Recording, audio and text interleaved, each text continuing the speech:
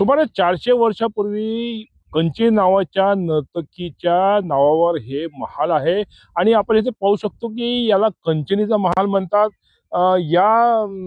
महालाला एक 400 वर्षाचा इतिहास आहे. कंचनी नावाची एक नर्तकी होती आणि ती नर्तकी हा जो आपल्याला ही वास्तू दिसते ही भग्न झालेली वास्तू आहे आणि ही वास्तू ही 7 ताळ्याची वास्तू होती.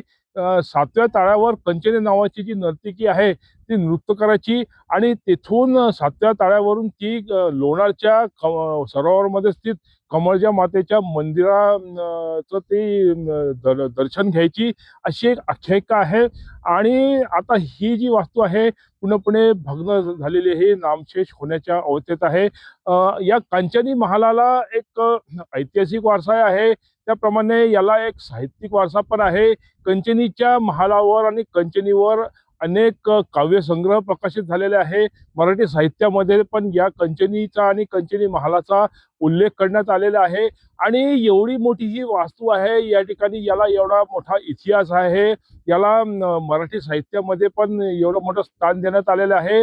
आणि एवढं असतानाही मेहकरची ही जी कंचनी, हा जो कंचनीचा महाल आहे, हा एक प्रकारे हा येथे दुर्लक्षित अवस्थेत पडलेला आहे.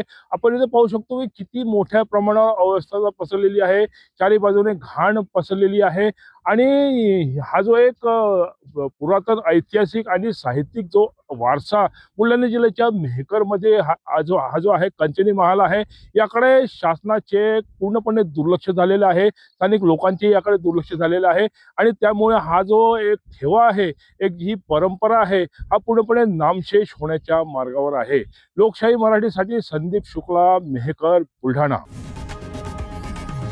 लोकशाही मराठी ऐका, पहा, जागरूक रहा.